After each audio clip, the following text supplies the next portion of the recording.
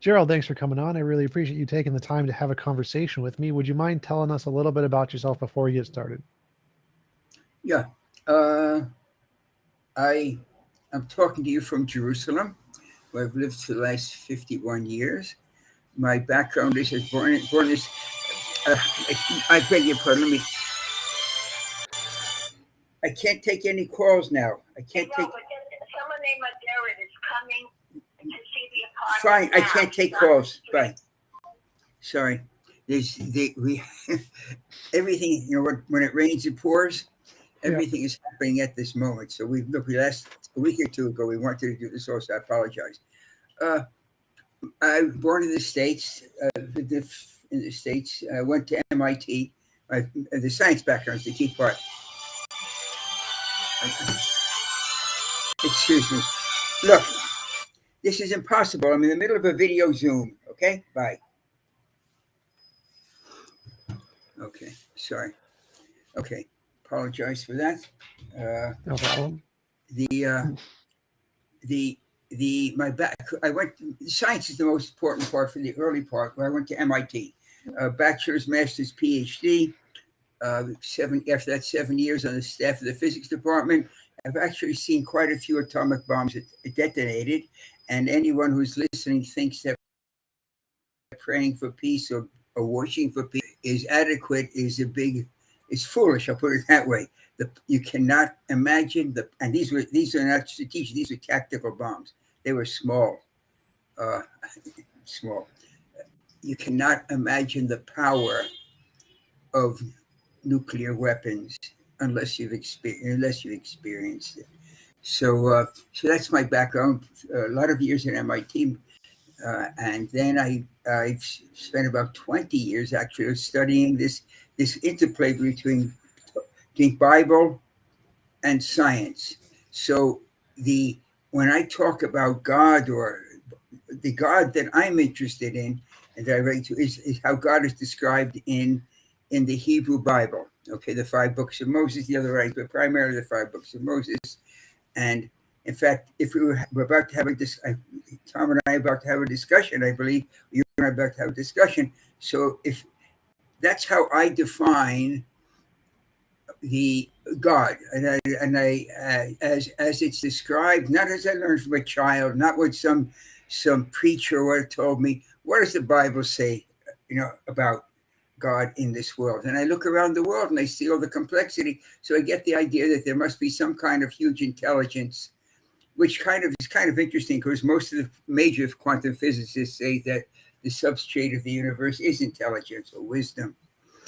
Anyway, that in the long story is my background. Can you tell me your background, Tom? Sure. I am a full-time YouTuber. I've been a full-time YouTuber for about 5 years now. My background is mostly in philosophy. I've done some study in physics as well. I'm quite well-versed in many of the topics relating to the arguments and existence of a God. I've been an atheist for 15 years-ish. I've studied extensively on the different arguments of what can indicate a God. I'm about to shut my phone off.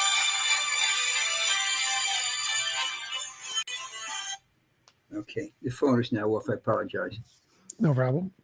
So yeah, I've studied quite a bit. I've been having conversations with professors, philosophers of all different academic fields regarding the existence of God.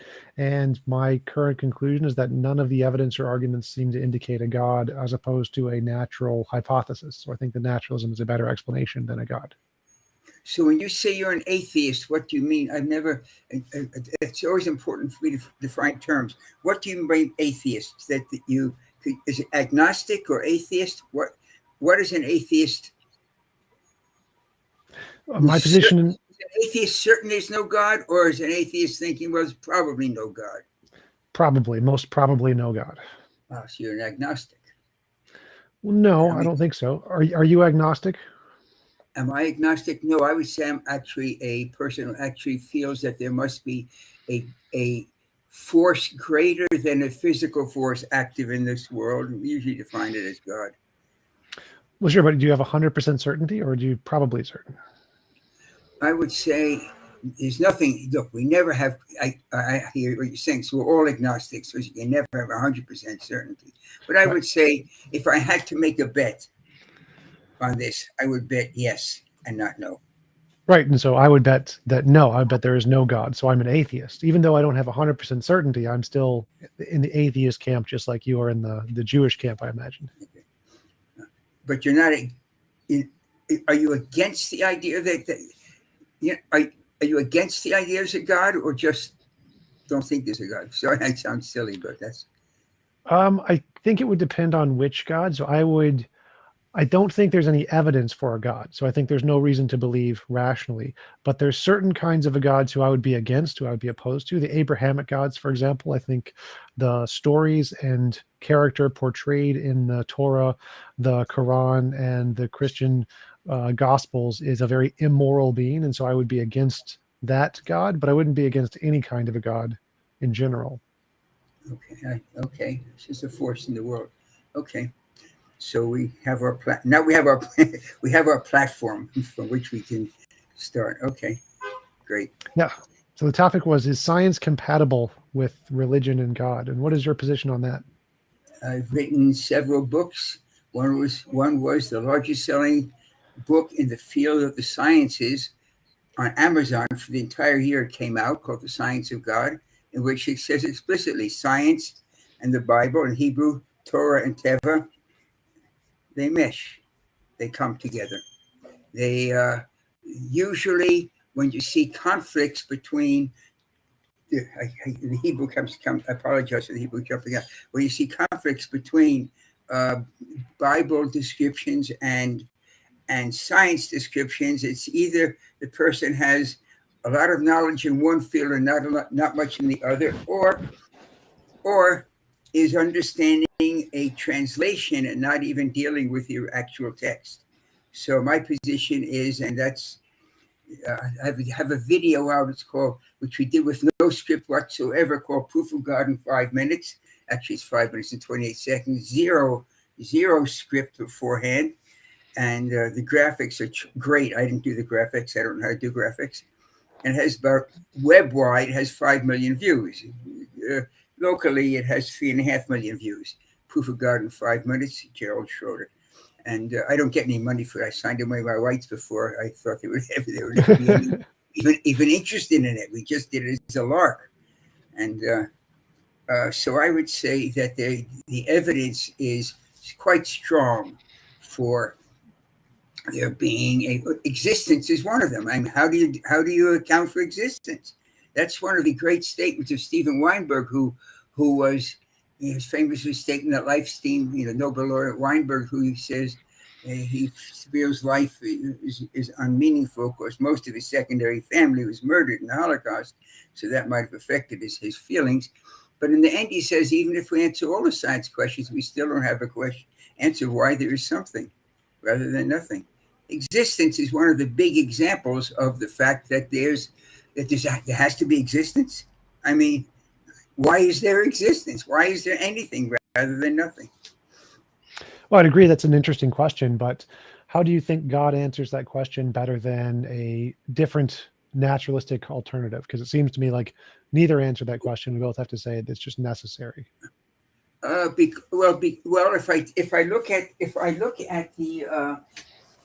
If I look at the description of this is.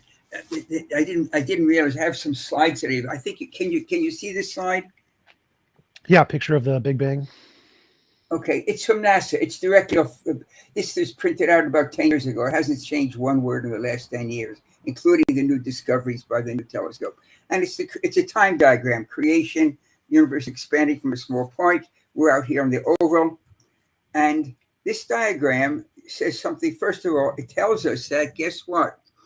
I got it backwards. This is the creation going this way. Yeah, that the laws of nature, according to NASA. I don't have a background in NASA. Okay, my background's in nuclear physics. Okay, according to the national the scientists that are involved in trying to understand the history of the universe, the laws of nature predate nature. They predate our understanding of time. That's pretty interesting because that's very much that 5-minute video is totally based on this diagram. Now, the scientific community that knows this aspect of the world, and I don't pretend to, I always use their data, tells us that the universe was created from nothing, which we can't conceive of because the human mind cannot conceive of nothing. There's no way we can say nothing, but there's no black space is in nothing. Black space is space is black. So nothing doesn't fit into the human psyche. But the scientific, and that's what this is. This is nothing around this. This is a time creation. Universe expands over time. This is us out here. The laws of nature predate the universe. Essentially, all these systems that describe the creation of the universe, including that famous book called A Universe from Nothing, which is science is great in it, but the conclusion is idiotic. By Krauss, tell us that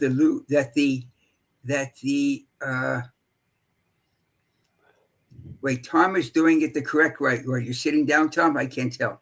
Yes, I'm sitting down. Dude is a stander. That's me. That's hardcore. I don't know what that means.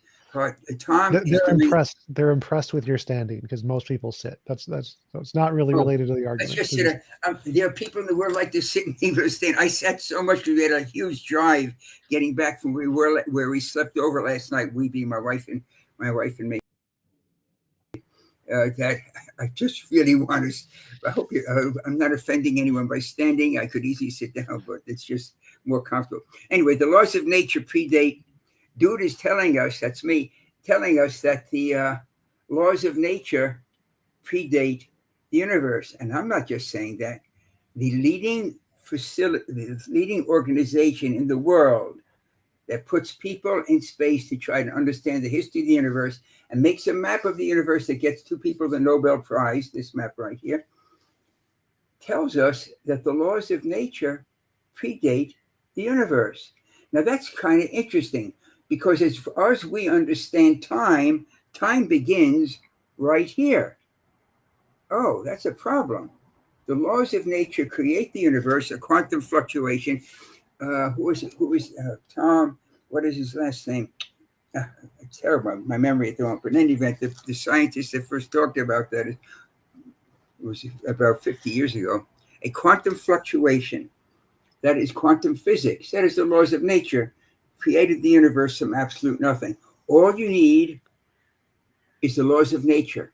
Do you understand, Tom, what that's telling us? The scientific community, not me, not you, not whoever's talking in the background or whatever, tell us the persons that deal with the origins of the universe actually get Nobel Prizes for discussing how the universe created from absolute nothing, require a system of laws. And if you look at all the descriptions that I've studied, and I don't pretend I've studied them all the descriptions of the descriptions of how the universe is created, string theory, whatever, all of them require quantum physics predating the universe. Now that's rather difficult non-theologically. That is to say, God, the God of the Bible manifests itself through the laws of nature by the statement that it says, I will be that which I will be. It's a straight statement. God self-defines God's self in the text. Not I am, I will be that which I will be. And which means that the only way you can tell there's a God is by looking around and seeing what's going on. Well, here's a big deal for what's going on. The universe is created from absolute nothing, and it requires, if you're going to get away from the word G-O-D, then you're stuck with quantum fluctuations, the laws of nature. So the fourth time, simple fact is, you got to have the laws of nature being eternal, as we define time. So yeah, I would agree. Nothing or creation. The Big Bang is a simple way of saying, Rembrandt's the simple way of saying creation is the Big Bang. The term the Big Bang was by Hoyle, Fred Hoyle. Fred Hoyle in the 1950s, early 1950s, was being interviewed on the BBC, the British Broadcasting Corporation. He believed the universe is eternal. And the interviewer, to give the program a little liveliness, he said, "Well, Professor Hoyle, what do you think about your friends, your colleagues that say there was a beginning to the universe?" And he said, "They think there was a Big Bang." He coined the term in derision. I think there was a Big Bang. Or no, they think there was a Big Bang. They think there was a Big Bang. The press picked it up. And since that term, the term for the word creation in a non-theological way, because creation sounds, God forbid, like a God, is the Big Bang. The Big Bang says one thing only: there was a beginning to the universe. Nothing Yes. achieved. So I would agree. I would agree that the beginning of our universe happened at the Big Bang, and the laws of physics predate that, and that quantum physics predates that. I think the consensus in physics is that space and time are emergent from other more fundamental quantum features, like you mentioned string theory or many worlds or multiverse or pilot wave theory. There's many different versions, but none of them include God. So I agree with all of the science you presented, but I don't see how any of that would indicate a God, because all of that can be explained by physics. It's not that the universe comes out of nothing, it comes out of quantum fields and other string theory and many worlds and other things that already exist. So none of the interpretations that explain the Big Bang to say that all of nature began at the Big Bang, nobody thinks that. Or that literally nothing existed before the Big Bang, nobody thinks that. They think that there was some natural thing, like Krauss's quantum fluctuations or the vacuum energy of space or something, or the possibilities of the different kinds of mathematical things that are functioning in quantum mechanics. There's always something there in nature without a God, and that something created our universe. And I think that's Yeah. a perfectly good explanation, that you don't need a God to explain the beginning of our universe.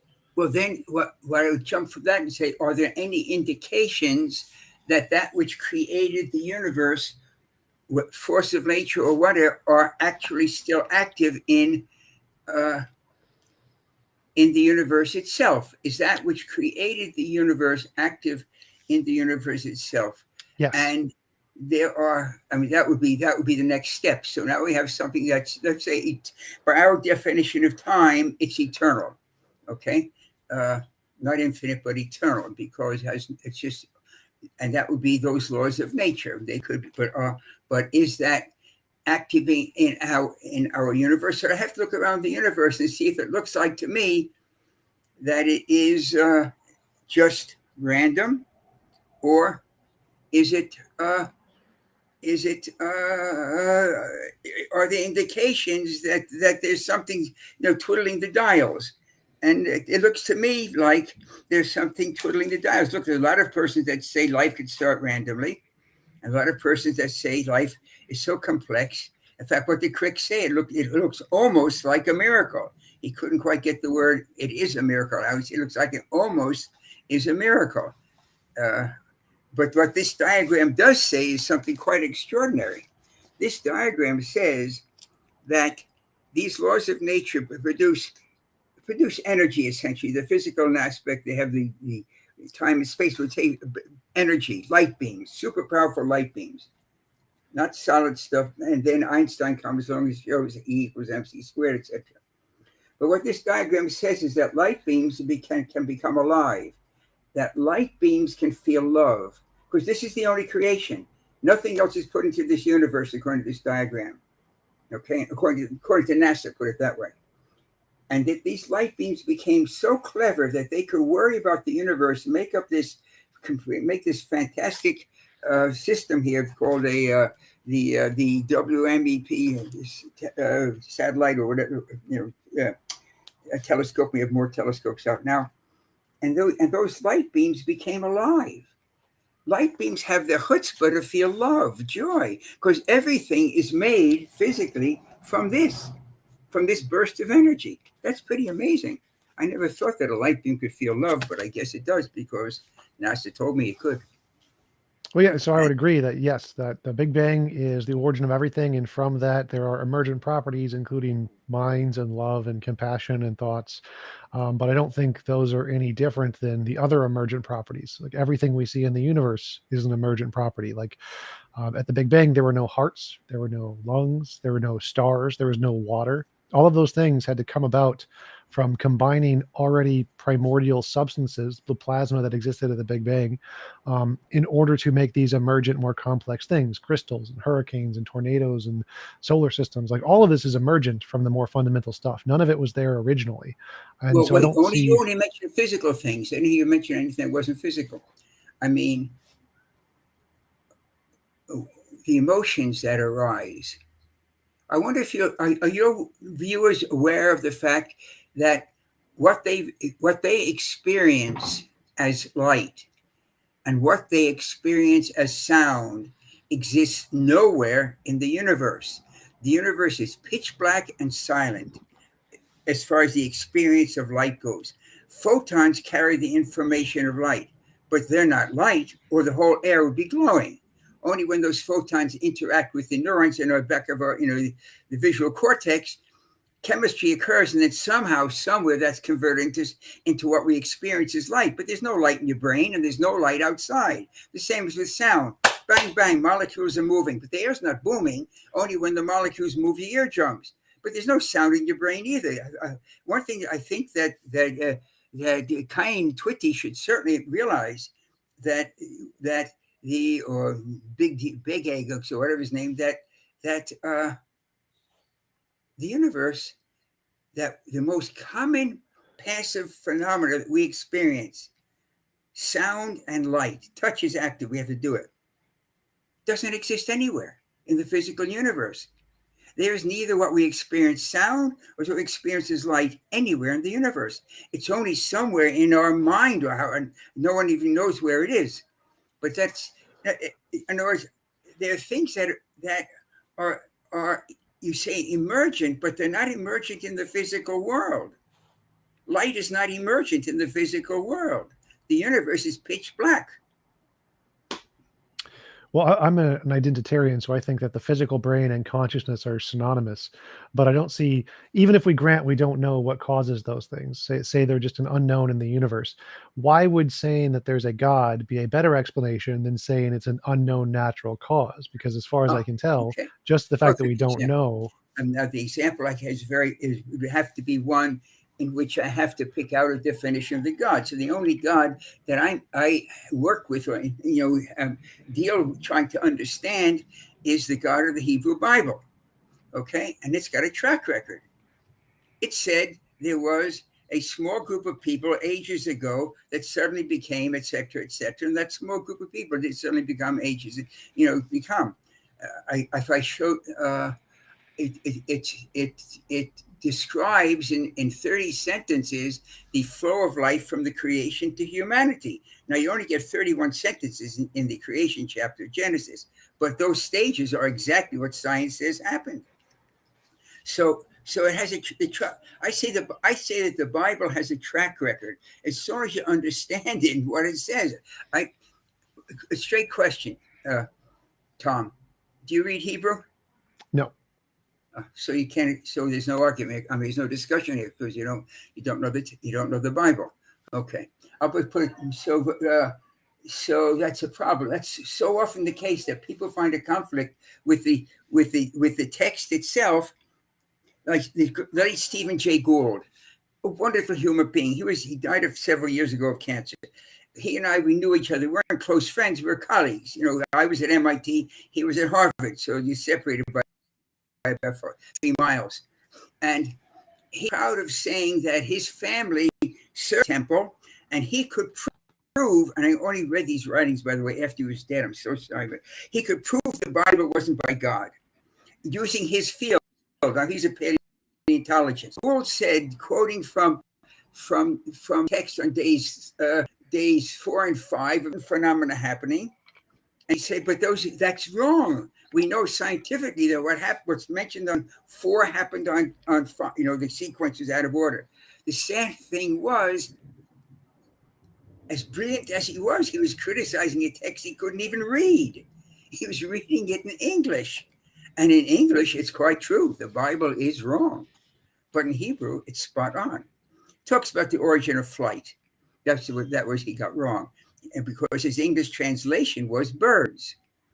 But the Torah doesn't say birds. It says flying animals. namely the first flying animals. I'm giving you as a simple example of how the text can be understood totally incorrectly by reading a translation. For example, eye for an eye. Now, lex talionis, everyone knows eye for an eye.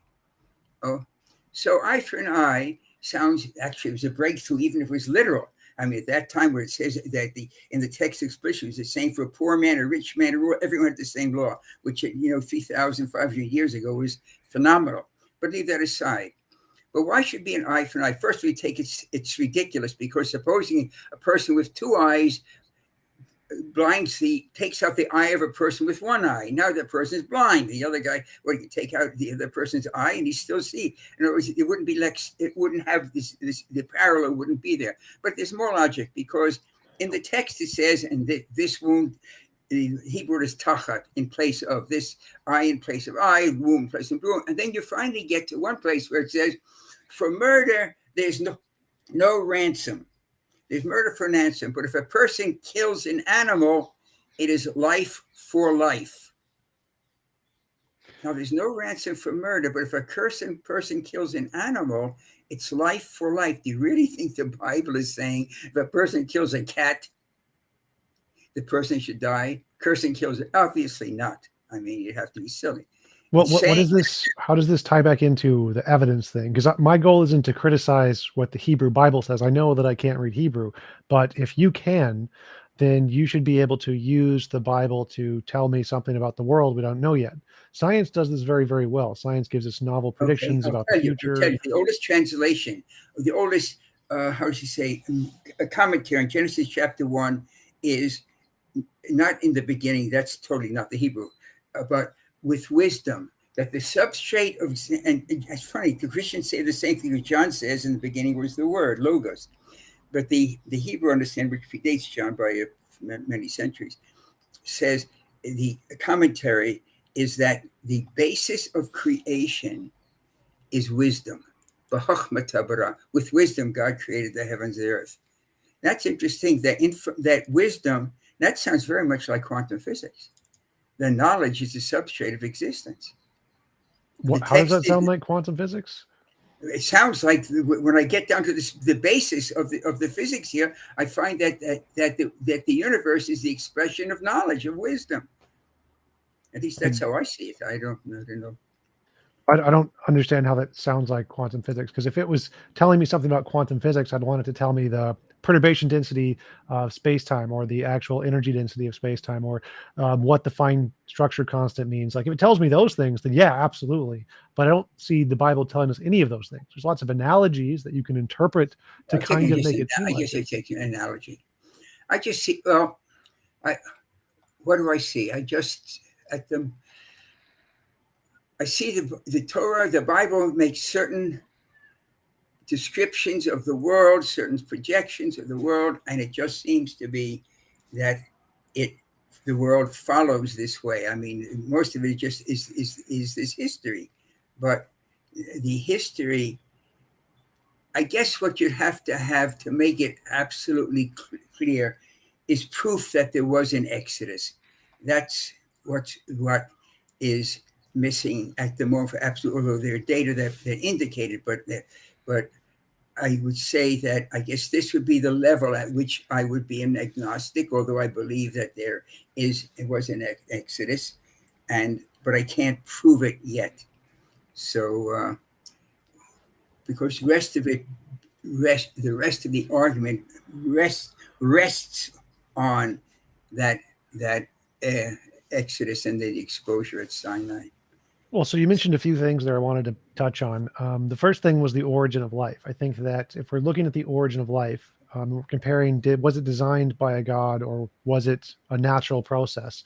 The better hypothesis is the one that can make confirmed, testable predictions to make discoveries about the field. So of what it takes to go from non-life to a living cell, there's about 10,000 different steps, and several hundred of them have been discovered and confirmed by the people who think abiogenesis is true, they said, oh, well, RNA forms corpuscles on clay and it can form self-reproducing molecules, and they discovered those things. And there's hundreds of these examples. Whereas on the design hypothesis, there are zero examples. There's zero examples of confirmed testable predictions under that hypothesis. And so I think when it comes to the origin of life, the naturalist hypothesis is better because it's actually made progress in the field. And I think the same thing would apply to origin of consciousness.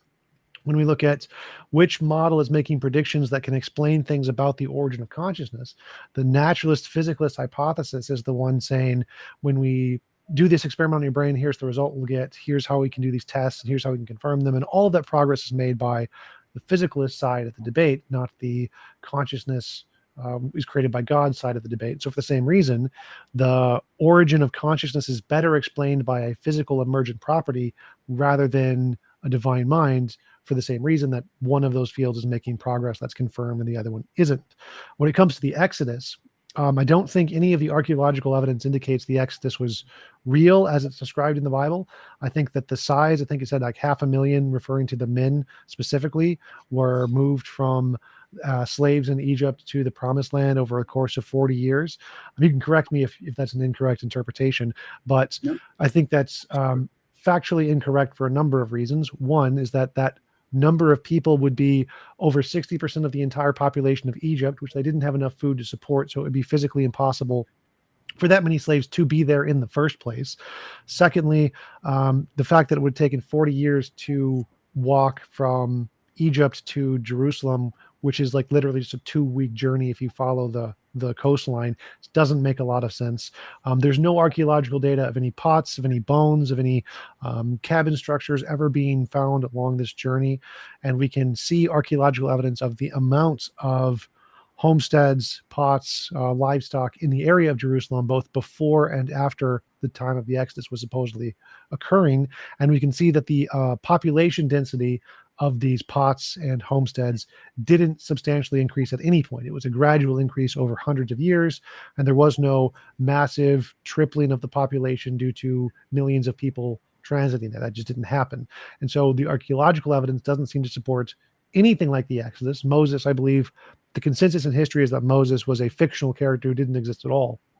And so from the evidence of history and archaeology, it doesn't seem to support the Exodus happening. And for the other things you mentioned, there seems to be better scientific evidence supporting the naturalist physicalist hypothesis for both the origin of life and consciousness. Yes. Luckily, absence of evidence is not evidence. But that's a weak answer of mine. I agree with you. Well, actually, it is. Evidence... Can I give you an example really quick? So if I say, like, I have a cup and I say there's no water in this cup. Well, if I look and I see a lack of water in this cup, the absence of evidence of water is evidence of absence of the water. And so if there was... Absolutely. So if there was like archaeological claims that there was a massive population of people who moved from one place to another, then in every other case in human history where we see this, we see pots and geological structures and homes and things that are left behind. Like with Native Americans, we see this kind of transitions all the time. But if that doesn't exist, then that is good reason to believe, like in the water example, that it didn't happen. Well, you're familiar with that lead tablet that was found recently in a place that was traditionally thought to be where Joshua entered the land. But it hasn't been...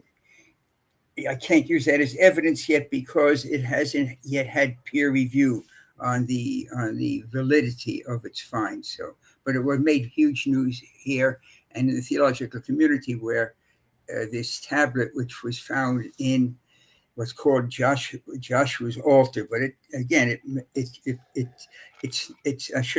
doesn't, in any event, it has the explicit name of God written out 4 times in it, and it dates back to that.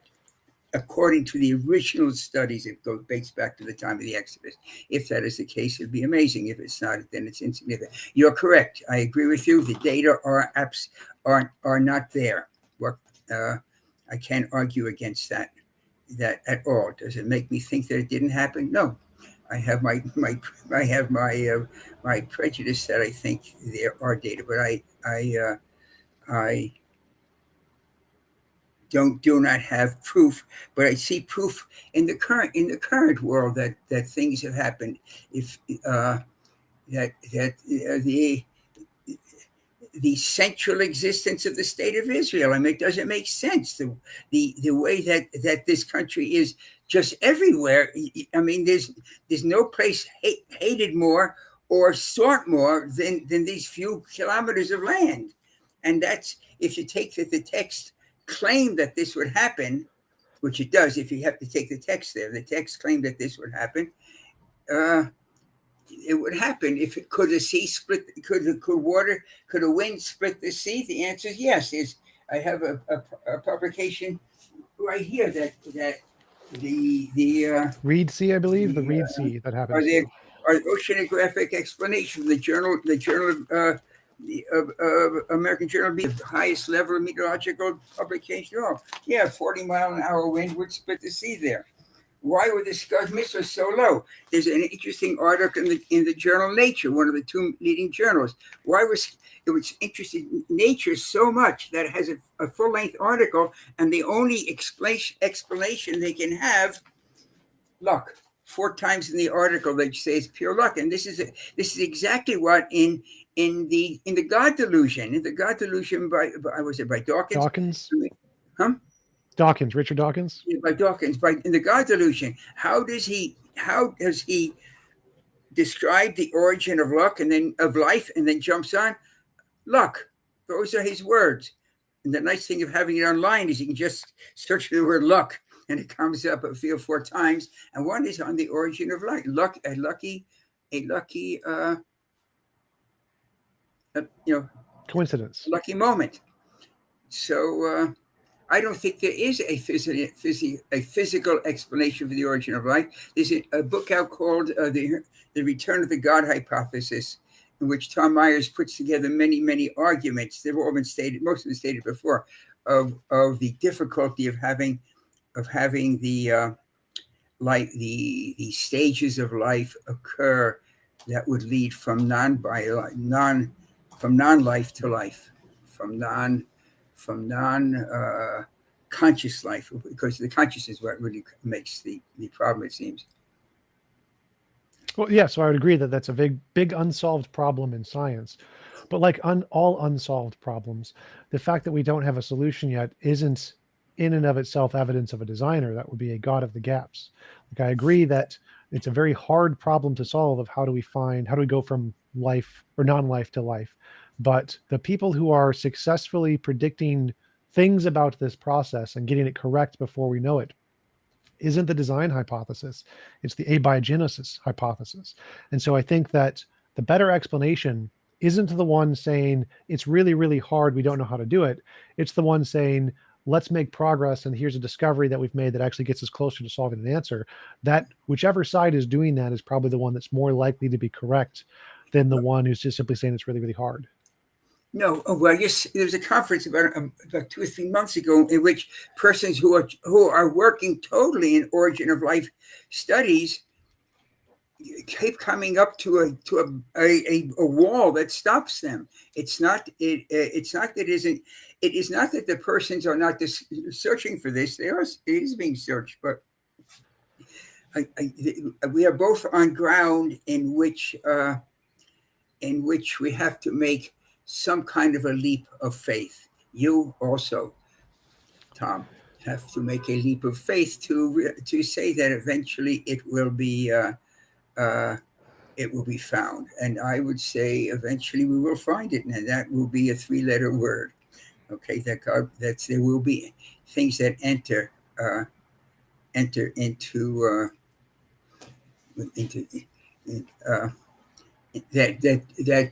tweak the system, okay? But I don't want to use it as the god of the gaps until there is no way of finding the gap to be closed in the amount of time that we have in the world on the earth, actually, because life starts very rapidly on the earth, doesn't it? It's rather quickly that that occurs. Unfortunately, I can't read all the comments because somehow my screen, I'm sure if I click something, I need my grandchildren here to get me. They can see You can ignore the comments. The comments are just the people watching, commenting. Oh, So they're not, okay. it's not No, me. no. I'm not writing the comments. I think it's great that you have this really interested following that people take the trouble to write into you. It's call it the vote. Thank you. Call it the vote means all the honor to you that you've created a platform that has so many devoted listeners that would take the trouble to write in. So it's a great Thank you. I appreciate it. compliment to your work. I did want to bring So- up where you mentioned that the origin of life researchers are hitting a wall. I don't know what wall they're hitting because I see them knocking down walls all the time. For example, it was an appealing idea to think of there were RNA replicators that had no need for proteins. And this was a hypothesis back in the 1960s, and it wasn't discovered until 1982 in a specific kind of organism called Tetrahemia thermophilia. And that was a bizarre single-celled organism that had 7 sexes that was able to have RNA replicators with no need for proteins. And this is one example of a progress that was made in the field by abiogenesis researchers. This is one of dozens of examples. I'm on an article from the newscientist.com where they are listing all the articles that were published in academic journals of progress in this field. And this was one example of something they discovered of a natural process that was able to solve one of the problems. And so I don't see that there's this wall that the abiogenesis researchers are hitting. They just keep making progress. It's just little bits of progress at a time. And obviously trying to go from non-living to living organism is tens of thousands of steps. And so they're not going to be able to do that all at once. But they are continuously making progress, solving one step at a time. And they have been since the 1960s. And so I don't really see these walls that you're talking about that the abiogenesis researchers are hitting. They seem to be making significant progress every year. And that's why I think that it's not a faith-based claim that this is going to be discovered. I think it's an inductive claim that because they're making consistent progress, they are probably going to be able to solve this field more so than the alternative, which has not been able to make the same level of progress of the intelligent design hypothesis.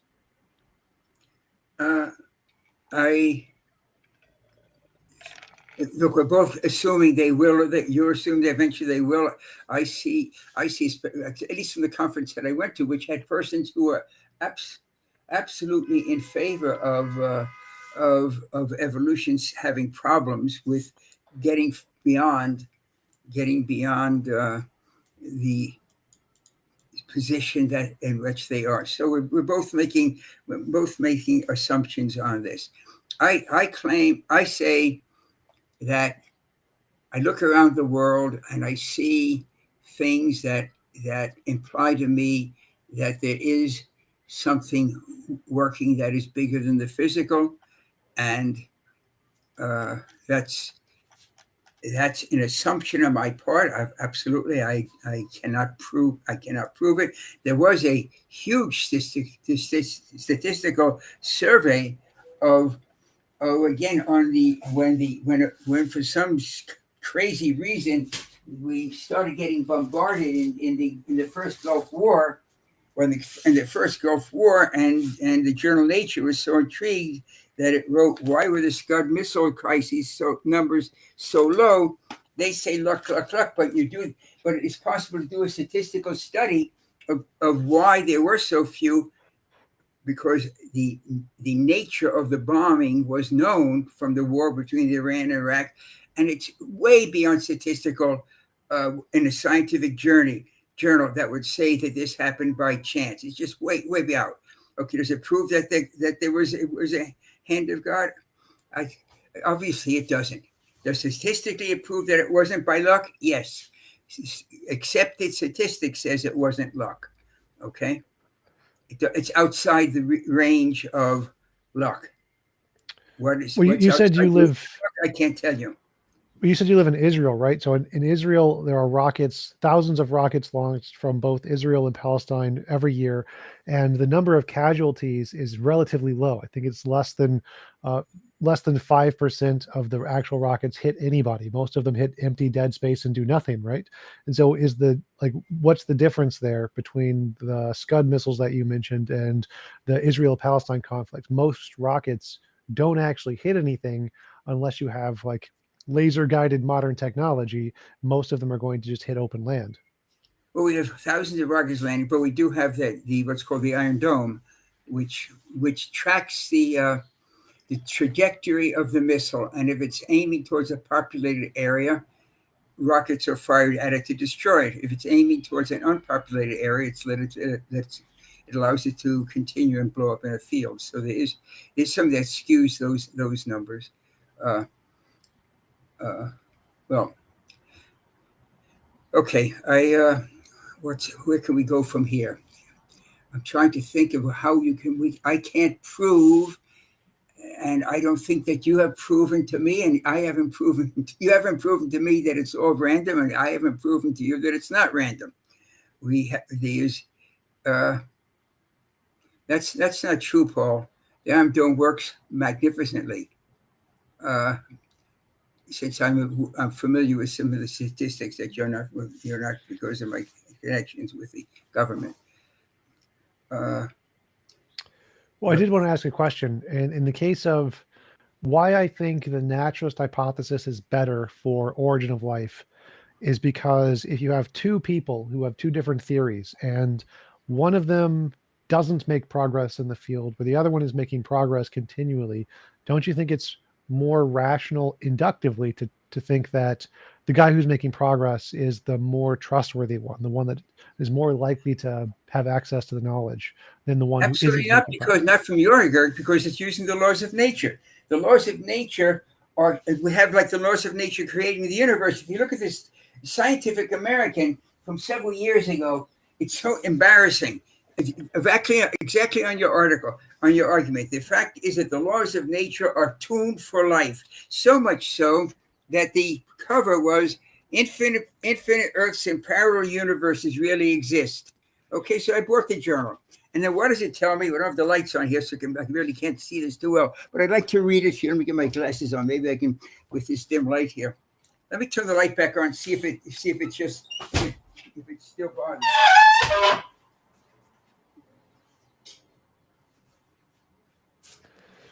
Right. That's good. That's fine. Is that okay or not? Yep, that's fine. Go ahead. Not terrible. Here's the argument of the most widely read science journal, not the best, but the most widely read science journal in the world.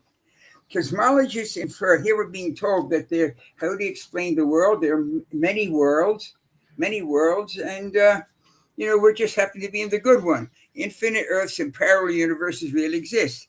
Here it is, direct text. Cosmologists infer the presence of parallel universes by scrutinizing the properties of our universe. These properties, including in the list of forces of nature and how they overlap here, beautifully done. And they say, and a number of space dimensions, time dimensions were established by random processes during the birth of the universe. Yet they have exactly the values that sustain life. That suggests the existence of other universes with other values that don't sustain life. I mean, that's so stupid. It's embarrassing that it got by the editors. The fact that our universe is tuned for life tells us that there are other universes that aren't tuned for life. The fact that our universe is tuned for life, that's all it tells us. If you look at the very beginning of the universe, the mass ratio between protons and electrons, that's the only thing that allows life to occur. And it's so bizarre.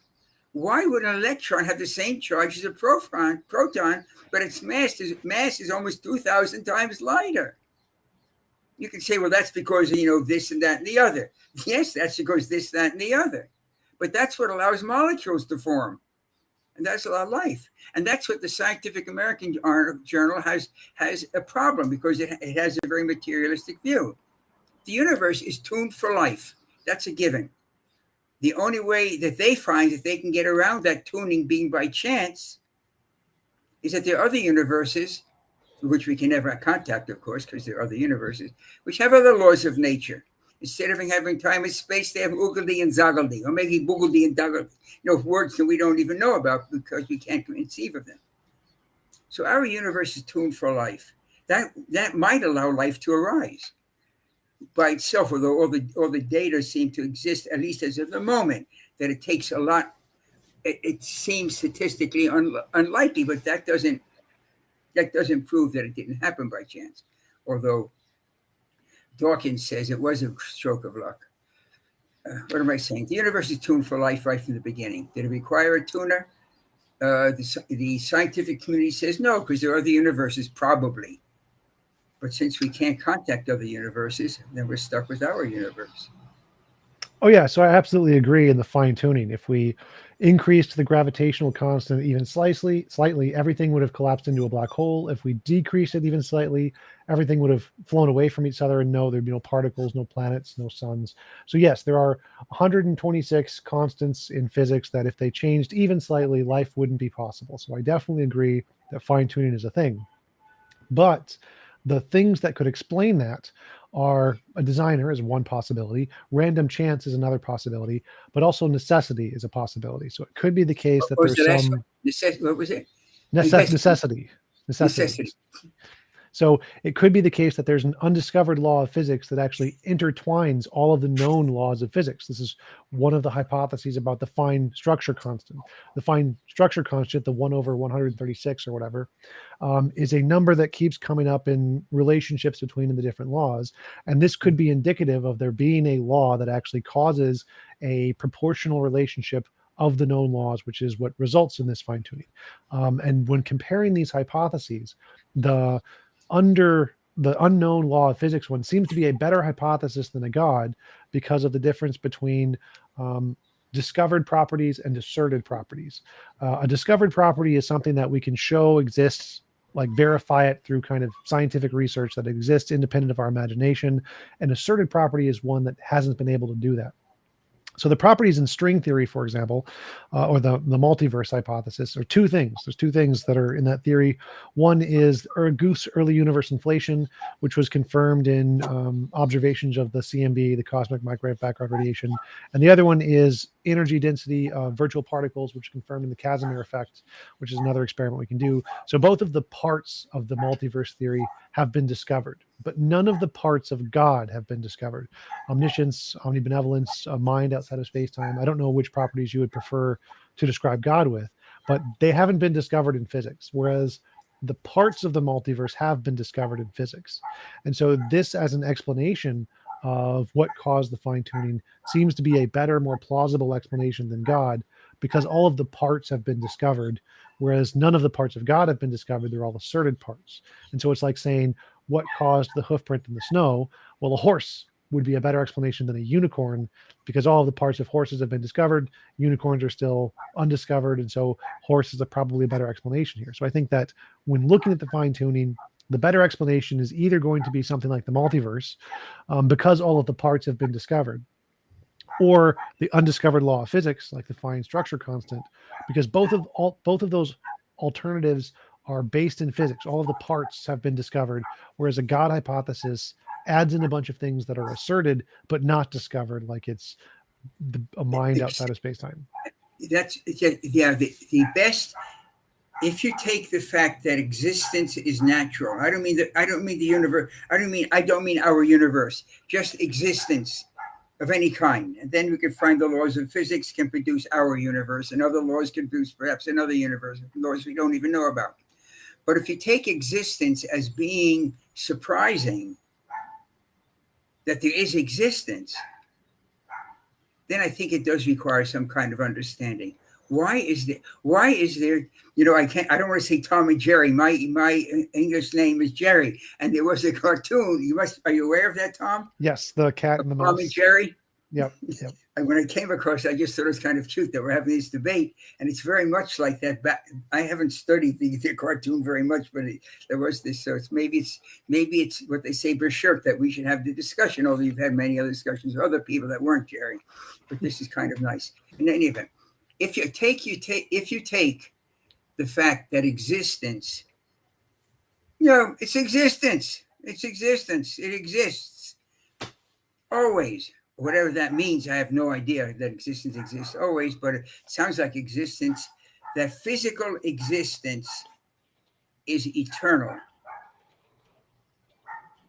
That is a huge leap of faith, but that is your leap of faith. The physical existence of any sign. I don't mean our universe.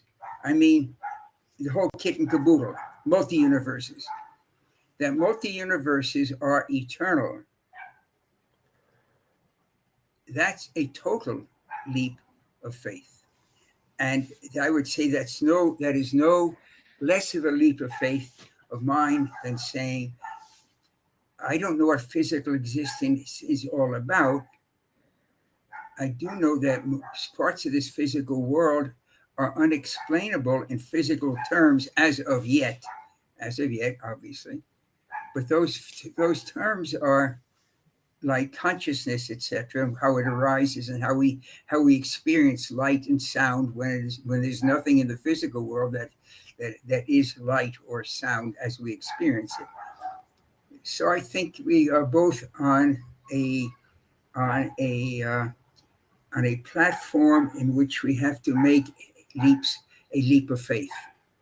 And the leap of faith for me is that physical existence has to be explained somehow. Why is there physical existence? And I can't explain that in physical terms because that'd be ridiculous, to try to attain physical existence in physical terms. So I have to explain it in non-physical terms. And the alternative is to assume that existence is eternal, that there are multiple universes, but that's a leap that can never, at least as we understand physics at the moment, that's a leap that can never be determined because we can't see out of our universe if there is an outside of our universe to see other universes. Anyway, so I think as we draw this to, it's after 6, as we draw this to a conclusion, I think we both have leaps of faith. And I'm glad to see, someone pointed out to me, and I'd thought of it before, actually, the very fact that you're in this discussion of atheism or not atheism is much greater and more significant than a person that just says, I don't care. I mean, in a human relationship, the greatest would be having love for one another. The worst would be total indifference to another person, not hate. Hate already shows that there's a relationship, but indifference shows that it's worse than that. Indifference is worse. The fact that this is part of that you have devoted lots of hours of your life to argue, trying to demonstrate your relationship of how you assume the world works, shows that you have, to me at least, inside of you some aspect that is arguing with God. Not that it's indifferent, because if indifferent, you wouldn't waste your time on it would be a waste. You'd be wasting your time on this if you were indifferent to God. But the fact that you have this argument, I have to say, Tom, makes me very happy. and maybe that sounds strange, but it does actually gives me joy, actually. And that's a great gift. You've given me joy. And you have also challenged me with arguments that I don't have answers for. There's no answer. There are answers that we don't have for. You want to talk about the Bible's flood? Luckily, from the wording of the text, which is never brought up, shows that it's a local flood, but which could have happened, but certainly we see some things for a local flood. Leave the flood out of this whole thing. Okay. Thank you. And I have to go now because I have another obligation, but do you want a wrap-up statement, or what? Yeah. What's your pleasure since the first time I met you? Well, thank you for coming on. I really appreciate it. It was a great conversation. Do you want to give any links or references where people can find more about your work? Well, there's if you just go to GeraldSchroeder.com, there are essays talk about the age of the universe. I saw one of the chats asked about the age of the universe. The universe there are two perspectives of time. The Bible sees the perspective from time looking forward. that's one of the things I put my books on the bestseller, the physics that shows that looking back in time, the universe is about 14 billion years old. But if you looked at it from the beginning, based on the redshift, the expansion of space and the stretching of time, the redshift, it would come out to about 5.5 or 6 days. You would project the time back in time from the huge universe, and going back, the redshift would compress. It's not a trick. This has been my approach has been studied by lots of Nobel laureates in astronomy, and it's just bizarre that the stretching does change 14 billion years back into about 6 days. Actually, 5.5. It's embarrassing. It's exactly 5.5 days. So each of the but that, or you can find that on my website, GeraldSchroeder.com, and there's a list of books there, etc. And there's essays. And if you have a chance, Tom, I would actually greatly appreciate if you have time to look at Gerald Proof of God in 5 minutes. Schroeder, that gets you to it on Google, gets it right to you, and the argument that's there. I would very much appreciate if you have time just to send me 1 or 2 sentences saying what how you the problems that you find with that. I would be beholden to you. Absolutely. So, I will do that for sure.